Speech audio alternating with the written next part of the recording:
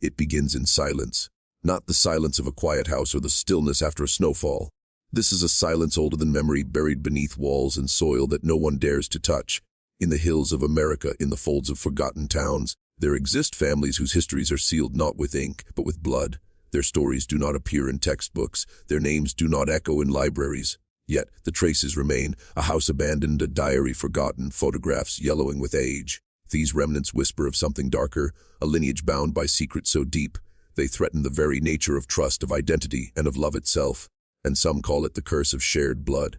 Others, a legacy of shame. What unites these families is not wealth, nor notoriety, nor fame. It is the invisible thread of obsession, of ritual, of choices made in the shadows, passed down like a genetic ghost. To stumble upon such a history is to confront a truth almost too heavy to bear, that the sins of one generation, hidden in the small cruelties, the lies, and the unspoken, can reverberate through decades, twisting the minds and hearts of those who follow. And there is a farmhouse in West Virginia, standing empty except for the wind that slips through its cracked windows.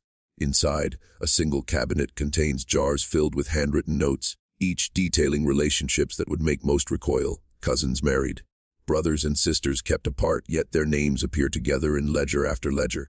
The patriarch of this family believed, perhaps correctly, that blood could be both a curse and a shield, that by controlling it, he could control the fate of those he claimed to love. And it's tempting to view these stories as anomalies, freaks of nature, or isolated tragedies. But the pattern is unmistakable. Across the Appalachian region, in pockets of Pennsylvania, Kentucky, and Ohio, similar families kept themselves hidden, marrying only within a narrow circle, guarding their secrets with a fanatic devotion. Outsiders noticed little, and when they did, they whispered, avoiding inquiry. These families were invisible by design.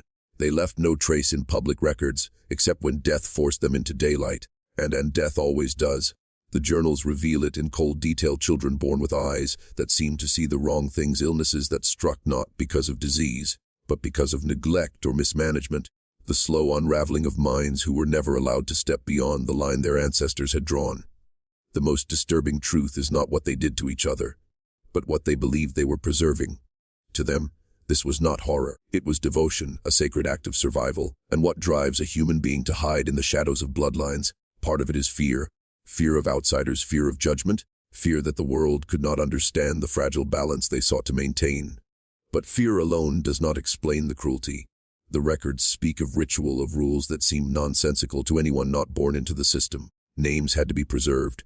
Certain pairings were forbidden, while others were celebrated, as if chromosomes themselves held moral weight. And one historian, who spent decades trying to piece together these patterns, wrote that the real horror is the continuity.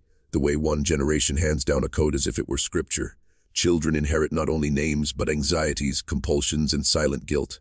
They carry it through schools, jobs, marriages, all the while feeling an unnamed tension, a sense that something is watching them from within their own blood.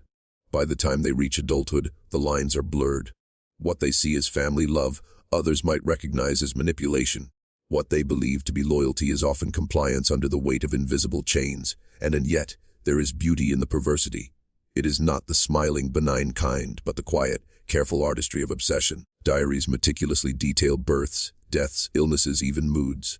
Handwritten letters reveal tender care, shocking cruelty, and everything in between. These were people obsessed with survival, not of themselves but of their lineage. Their devotion was total, and like most obsessions, it became indistinguishable from pathology. And in some cases, the effects reach far beyond the family home.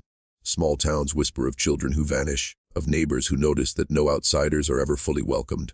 Houses are locked tight, dogs roam free, fences climb higher. And yet, if one listens closely, it is possible to hear the echoes, the faint laughter of a child, a sigh from a window, a name whispered in fear or reverence. These are the sounds of bloodlines refusing to die, of secrets that survive even when the bodies are gone, and we will explore one such family tonight. A family whose name you have never heard, but whose choices still cast a shadow across generations. Their story is not sensationalized, not exaggerated. It is documented in letters, photographs, and the memories of those brave enough to speak. And as we unfold it, layer by layer, you will come to understand a truth most of us cannot bear to admit. Sometimes, the darkest horrors are not outside us, but within the blood that courses through our own veins. And if you are still with me, ready to peer into the shadows, know this: the story you are about to hear is not just about one family, one town, or one time. It is about the fragile line between love and control, devotion and madness, innocence and the darkness we inherit. It is about what is passed down silently, where no one is watching, and the way secrets can bind generations in ways that even the strongest among us cannot undo. And the family's beginnings are nearly impossible to trace. In the records, names twist like rivers through time, sometimes the same, sometimes altered, as if someone deliberately tried to erase or rewrite history. The earliest documents suggest a cluster of settlers in rural Pennsylvania, a handful of families who shared the land, and perhaps unknowingly, the same dangerous predispositions. What distinguishes this family from the others is the deliberate intensity of their secrecy, a shadow stretching across decades, carried in silence. And children were born into a world where every smile, every gesture, every word was scrutinized for loyalty to the bloodline. Playgrounds were small, woods were vast, and the idea of venturing beyond the boundaries was almost unthinkable. In one surviving diary, a young girl wrote about the fear that visiting a neighboring town could contaminate her soul, a term she borrowed from her mother's sermons on purity. It is here, in these early formative years, that the first fractures appear. Innocence was not nurtured, it was monitored, curated, and sometimes punished, and it is said that family members kept lists. Names to remember, names to avoid, names that carried the weight of both promise and curse. These lists were more than records, they were instructions. They dictated who could marry whom, who could speak freely, and who must remain in silence. To outsiders, it appeared obsessive, perhaps eccentric. To insiders, it was the framework of survival, a law written in the language of blood and obeyed with unwavering devotion. And by the early 20th century, the family had become nearly hermetic. Weddings occurred behind closed doors. Children rarely left home for school, and if they did, they were always under watchful eyes.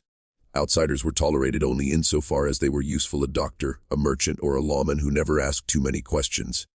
And when someone did question, the family had its defenses: charm, threats, or the simple weight of isolation. Fear became the mortar holding the family together, a quiet architecture of control. And yet, even in this isolation, the cracks began to show. Illnesses spread quickly when generations lived so closely intertwined. Infants were fragile, mothers exhausted, fathers detached yet compulsive. The journals speak in a clinical, almost cold tone, noting repeated patterns. A child with a genetic defect, another with strange behavioral quirks, another who simply disappeared from the ledger without explanation. Each event was catalogued meticulously, as if observation alone could transform chaos into understanding, suffering into control. And the most unsettling aspect is the psychological imprint. Children who grew up in this environment often reported strange sensations, a sense of being watched, whispers in empty rooms, shadows that seemed too deliberate to be coincidental. These experiences were dismissed by outsiders as imagination or fear, but within the family they were treated as signs. Signs that the blood remembered, that the lineage itself was alive, demanding attention, respect, obedience.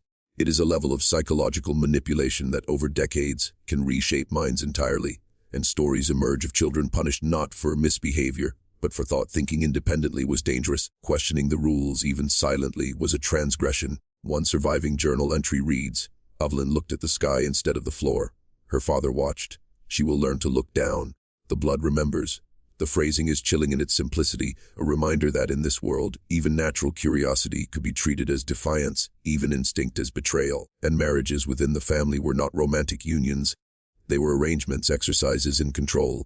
Fertility and compatibility were studied as if they were algebra, with calculations based on bloodlines, temperament, and adherence to rules that no outsider could comprehend. Love, if it existed, was secondary. Obedience was paramount. Some children resisted, attempted escape, or formed attachments outside the family, only to be intercepted and corrected. A diary entry from a young man reads, "I tried to leave. They caught me at the river. I can't tell anyone. They would not forgive me." The fear, palpable in every word, is a reminder of the invisible walls erected over generations. And by mid-century, the family's isolation had grown so absolute that outsiders began to treat the community as legend. Tales of strange behaviors, of children growing up too fast or too quiet, circulated among neighbors. Some whispered that the family was cursed, though few dared speak openly. These rumors did not stop the family from continuing their traditions. In fact, isolation seemed to validate their practices. Every curious glance from a neighbor, every question avoided, reinforced the sense that the bloodline was something sacred, fragile, and dangerous. And within this isolation, life became a cycle of repetition. Birth, observation, cataloging, punishment, ritual, and silence. Patterns repeated like a morbid choreography: names, faces, ailments, and alliances carefully preserved, generation after generation. Yet the repetition was not comforting. It was haunting. It created a sense that the family was trapped, not by external forces, but by its own creation. The very blood they sought to protect became a prison, and the prison became a temple of fear, and the records we have are incomplete, fragmented, and sometimes deliberately misleading. Yet from these fragments a portrait emerges, a family bound to itself by secrets so dark that even the descendants who survived speak of them only in whispers, as if naming them aloud might summon them back. And that is the true horror. These are not stories of monsters lurking outside society, but of normal people, acting under pressures invisible to outsiders, who allowed fear, obsession, and loyalty to intertwine into a living chain of trauma, stretching through decades, infecting everything it touches. And by the 1960s, the family's influence over its own members had become nearly absolute. Adolescents who might have otherwise rebelled found themselves ensnared in a web of obligation, superstition, and guilt. Every choice they made was observed, measured, and judged. Some would later describe it as a form of emotional imprisonment. They were loved, yet never free, guided, yet never allowed to stray. Outside the home, the world moved faster than they could keep pace, but inside, time felt circular, as if every day was a repetition of the last, and what strikes historians most is the intensity of documentation. Ledgers, journals, and letters are filled with intricate details of family life, from who slept where to who spoke to whom. Every interaction carried meaning. If a child cried at the wrong moment, it was recorded. If a smile lasted too long, it was suspicious. These were not notes for memory. They were rules, written to enforce order.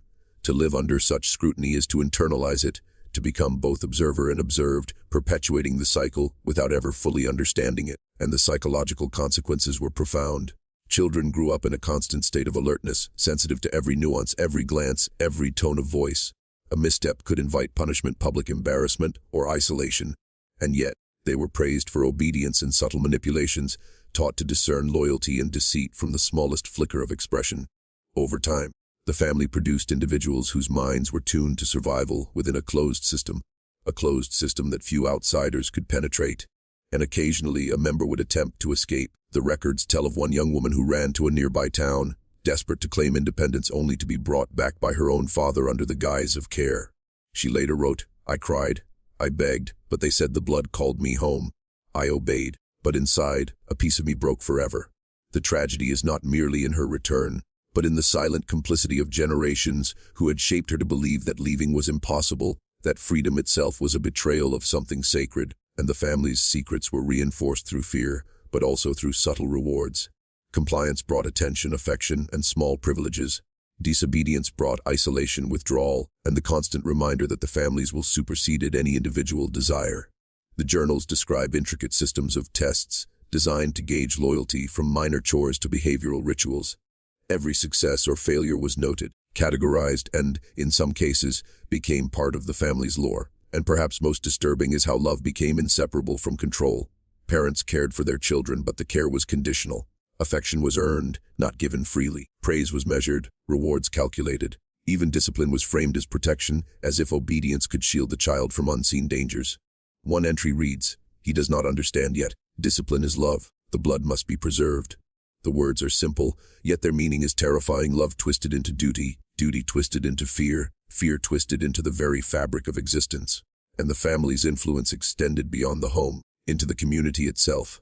Neighbors noticed odd patterns, children always returning promptly from errands, visitors discouraged from staying too long, the family always present at town meetings, yet separate.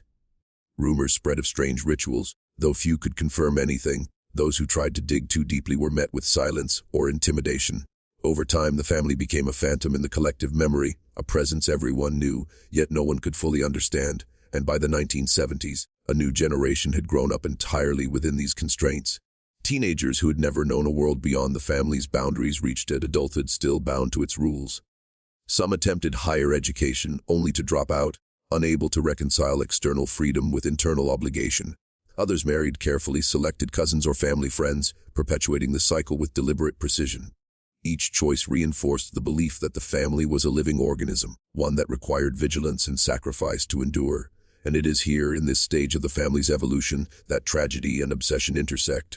The journals describe children born with physical or mental abnormalities, each case catalogued meticulously. Some were treated with extraordinary care, others with cold detachment, as if the family's survival required a certain kind of selection. At times, the text hints at a fascination with the grotesque, a child's deformity not merely tolerated, but observed, studied, and recorded.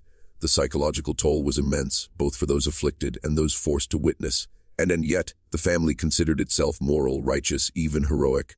Every act of cruelty, every manipulation, was justified as necessary to preserve the lineage, protect the blood, and maintain order. They were not sadists, they were custodians, bound by a sense of purpose that outsiders could neither understand nor challenge. This mindset, however, created a dangerous blindness. Compassion became conditional, empathy became strategy, and by the time the world caught glimpses of their practices, decades of trauma had already passed through countless hands, minds, and hearts. And the story of this family is not only about what they did, it is about what they believed they must do.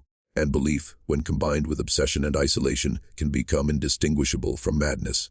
It is the quiet horror of generations, each inheriting a mandate they never asked for, forced to navigate a labyrinth of rules and loyalties, while the rest of the world moved on without them. And by the 1980s, the family's history had become a living archive of control and secrecy, a shadow that grew heavier with each passing generation. Outsiders rarely noticed the cumulative weight of decades spent in isolation, but those who did often recoiled at the signs, nervous glances, evasive answers, the almost imperceptible tension in family gatherings. To live within this family was to inhabit a space where time was measured not in years, but in cycles of observation, compliance, and fear. And it was also a time when fragments of the outside world began to creep in. Televisions flickered to life in the corner of the farmhouse, radios brought in voices from towns far beyond the mountains, and the occasional newsprint reached dusty shelves. Yet the family filtered everything through its own lens. The world outside was dangerous, corrupt, unpredictable. Any influence from beyond the boundaries had to be evaluated, judged, and either absorbed or rejected. Children learned early that curiosity was a double-edged sword necessary to survive within the family, but potentially fatal outside of it. And the journals reveal that this period marked an escalation in both documentation and ritual. Births, illnesses, and deaths were recorded with forensic precision, but alongside these clinical entries were reflections that hint at psychological torment. A mother might note, for instance, a child's fear of strangers, followed by the chilling observation, "Fear is a teacher. The blood remembers." A father might describe a quarrel between cousins, then add, "Disobedience is contagious. We must be vigilant." The mundane and the disturbing were inseparable, coexisting on the same page, indistinguishable in tone. And in these pages one begins to see the machinery of control at work. Adolescents were trained to monitor each other, to report infractions, to internalize the family's rules as though they were laws written into their very DNA. Rebellion was rare, and when it did occur, it was met with swift correction, sometimes verbal, sometimes social isolation, sometimes both. There is an entry from the mid-1980s describing a teenage boy who expressed doubt about a family tradition. The notation reads, "He does not yet understand the weight he carries. Instruction will follow. Obedience is love." The chilling calm of these words hides the violence beneath, obedience imposed as necessity and love redefined as compliance. And some of the darkest records involve those who did not survive childhood. Diseases that might have been treatable in ordinary circumstances became fatal when care was withheld or delayed under the guise of discipline. The family journals are matter of fact. A child's death is recorded alongside the hours and medications administered, or sometimes deliberately withheld. There is a striking lack of conventional grief. Instead, a cold, clinical fascination dominates the text. Children were seen as vessels of continuity, not as beings with intrinsic value.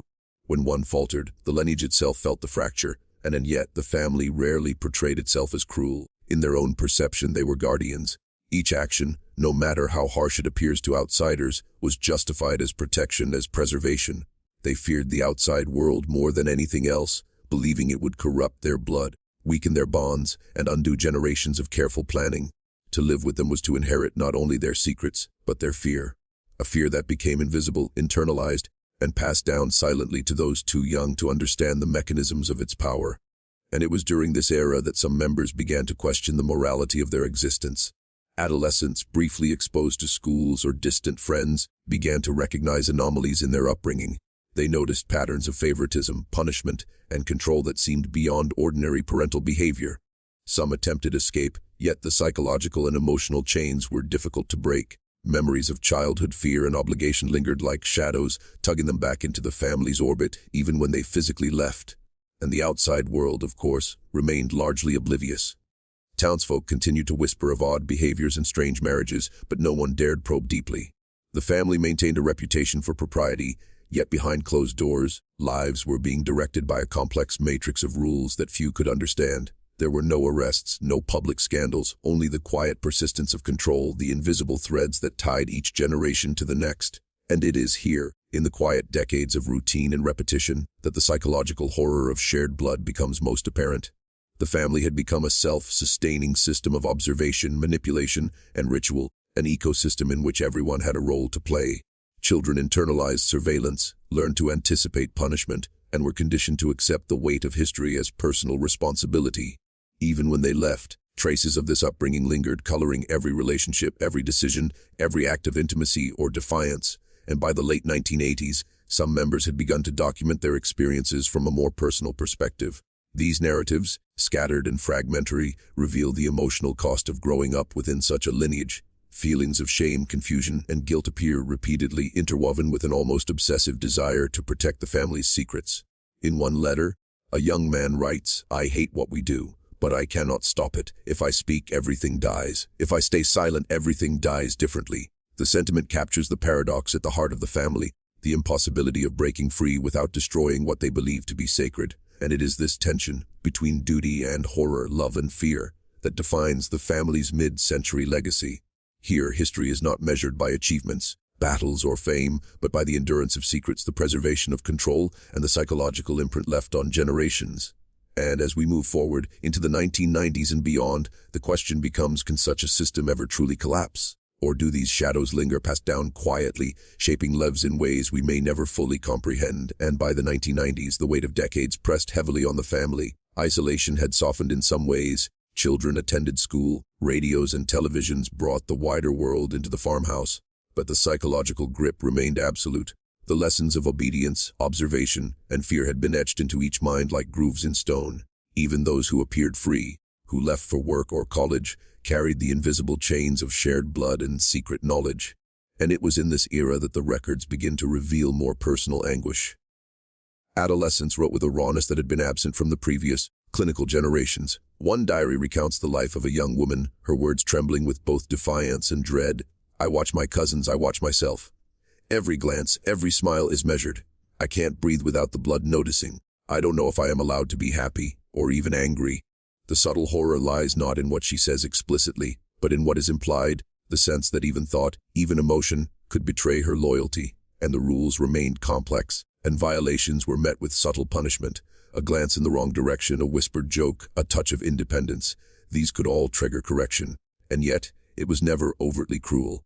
Punishments were psychological, carefully calibrated to create discomfort without outright rebellion. Isolation, shame, silent treatment, these were tools sharper than any lash. And they worked because fear had long been internalized. Children had been trained to fear the consequences before they could even imagine committing an infraction, and some members tried to resist, forming small alliances, confiding in one another, sharing whispered doubts. But these attempts were fleeting. Secrets were not merely rules, they were survival mechanisms. To break them was to risk more than punishment. It was to risk the collapse of identity, the unmooring of a self that had been shaped entirely by family doctrine.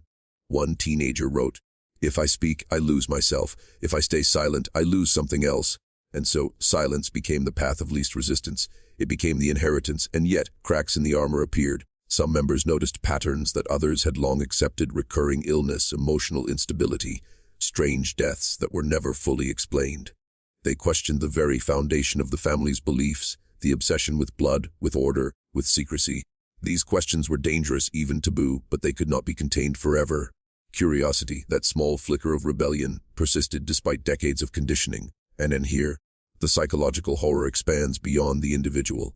These doubts, these small acts of questioning threatened the system itself.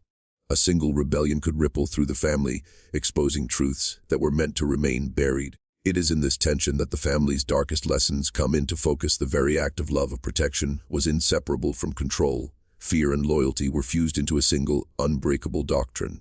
The bloodline demanded obedience, not because the rules were moral, but because the system required it to survive. And it is at this point that we must pause and reflect on the cumulative toll.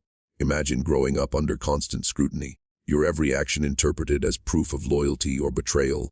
Imagine internalizing guilt for feelings you cannot control, for desires that are natural, for thoughts that arise unbidden. Imagine being told that love is conditional, and that disobedience, even silent thought, is a threat to generations. This is not horror invented by storytellers. This is reality, documented in diaries, letters, and oral histories passed down quietly. And by the mid-1990s, the family had begun to splinter not outwardly but in the subtle ways of emotional withdrawal, secret alliances, and private grief.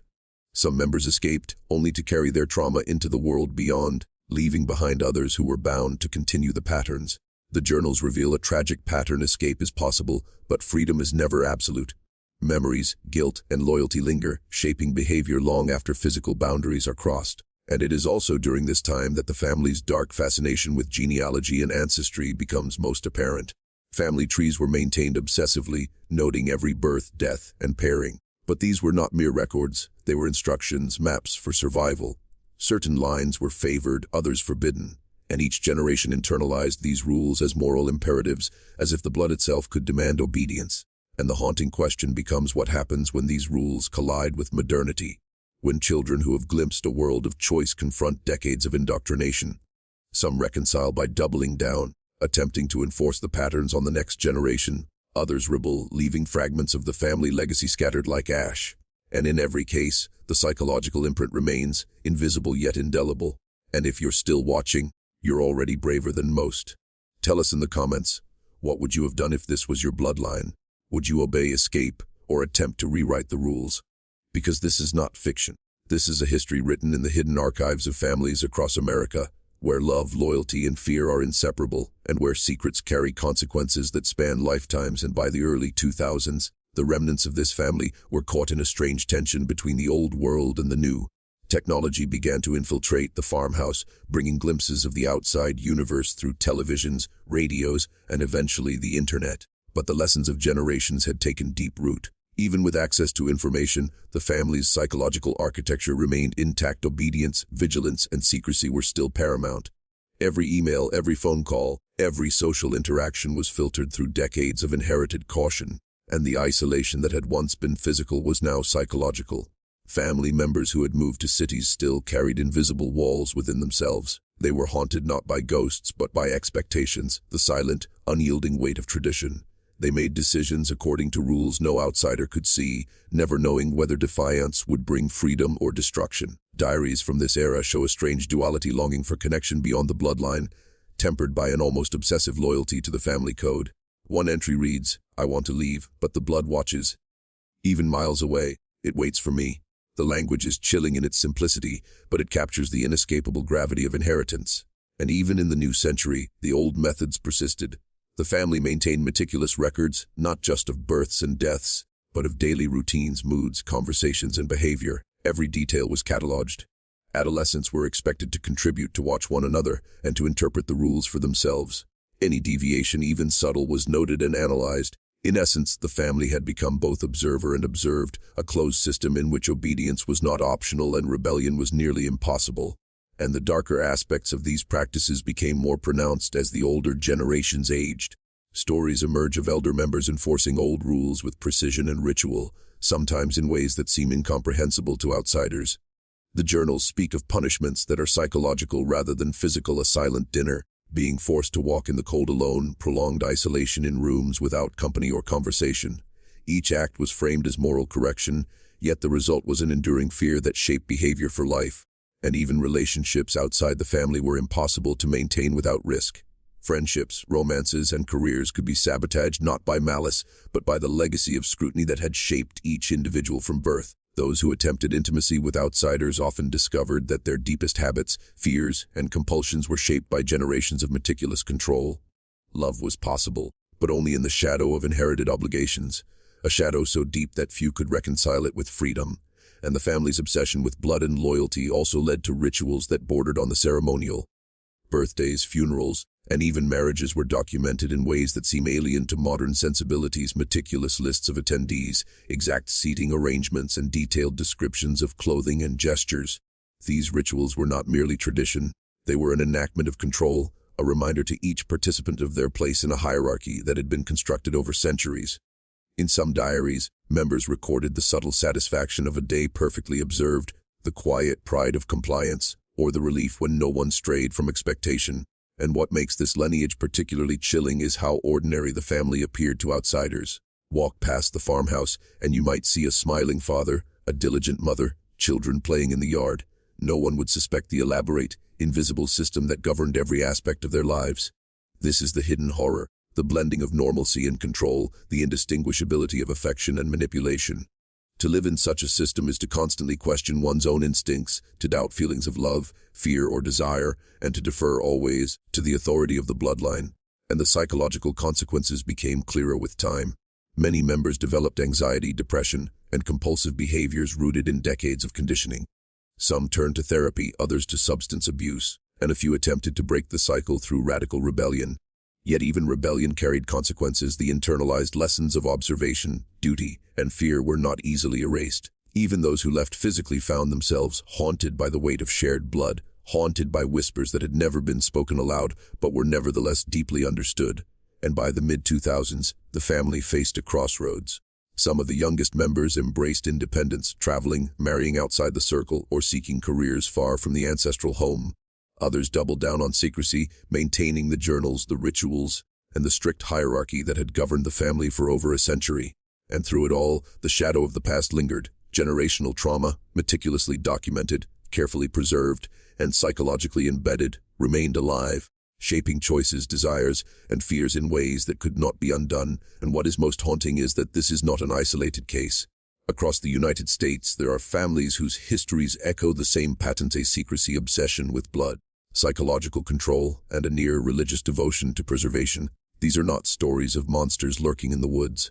They are histories of ordinary people, extraordinary in their capacity to bind generations with invisible chains. And the true horror is the realization that such systems can survive quietly for decades, leaving marks on minds, hearts, and souls that outsiders may never see. And as we reach the present day, the family exists in fragments, scattered across towns and states, yet bound invisibly by what came before.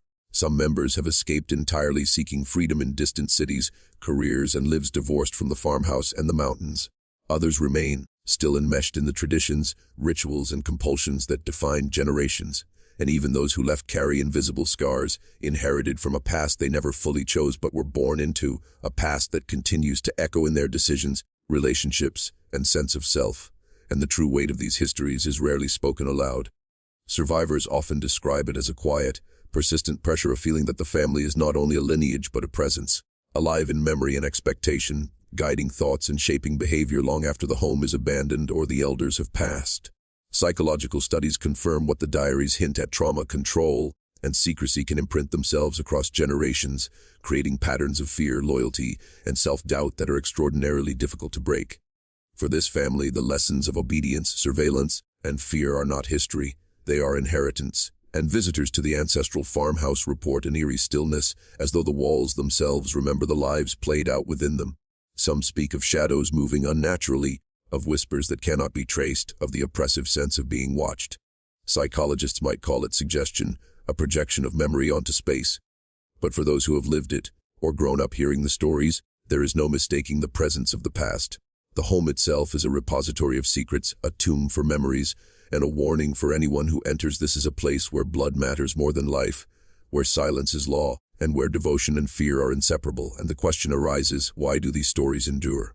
Why do families preserve secrecy, obsess over lineage, and internalize fear as morality? The answer is not simple. It is part history, part psychology, and part the human desire for survival. In this family, as in many others, the obsession with blood was never arbitrary. It was born of fear, fear of outsiders, fear of change, fear of the unknown. It became ritualized, codified, and passed down as sacred duty. And over time, fear became identity. To question it was to question oneself, and to break it was to risk annihilation, not physically, but emotionally, socially, and spiritually. And the darkest horror of shared blood and secrets is that it is so easily invisible to the untrained eye. Outsiders see normal families, ordinary interactions, and everyday gestures of affection. But beneath the surface lies a structure of control, surveillance, and unspoken law, inherited through generations and maintained with a subtle, relentless precision.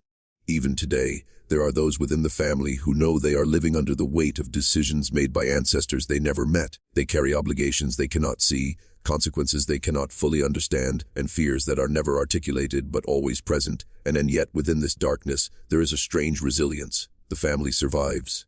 Despite trauma, despite secrecy, despite the constant shadow of inherited fear, life continues. Children are born, memories are passed down, and stories, fragmented, incomplete, and often hidden, persist. The psychological horror is real, but so too is the human capacity to endure it. Some members find ways to reinterpret the past, to step outside the shadows, or to reconcile freedom with inherited obligation. Others remain trapped, but even in their struggle, there is a story of survival, the survival of blood, of memory, and of identity, however fractured it may be. And as we close this chapter, it is worth reflecting on the broader implications. The story of one hidden American family is not unique, it is emblematic. Across the country, there are histories buried beneath soil, behind closed doors, and inside the minds of descendants who inherited secrets too heavy to speak aloud. These are histories that cannot be sanitized, that cannot be reduced to folklore, because their impact is real, measurable, and enduring. Every act of obedience, every hidden fear, every suppressed emotion carries forward, shaping lives long after the initial events have passed. And perhaps the most unsettling truth is that the shadows of these families do not vanish with time. Even when the houses crumble, even when the names fade from local memory, the psychological legacy endures. Blood is a vessel, not just for DNA, but for expectation, memory, and influence. And secrets, when meticulously preserved, have a life of their own. They persist quietly, invisibly, shaping choices, thoughts, and the contours of human emotion across decades. And so, as you consider this family, their isolation, their obsession with blood, and their devotion to secrecy, remember this: the darkest histories are not always the ones written in history books. Sometimes, they live quietly in basements, in diaries, in photographs, and in minds passed down silently generation to generation. And in some cases, the most haunting lesson is this: you may never see the legacy, you may never read the journals, yet the weight of inherited secrets could exist in your own bloodline, quietly shaping the life you think you chose for yourself. And the past is never truly gone. It whispers, observes, and waits in the spaces we leave unexamined. And in families bound by blood, devotion, and fear, that whisper can echo louder than any voice, teaching, warning, and haunting long after the last page has been written.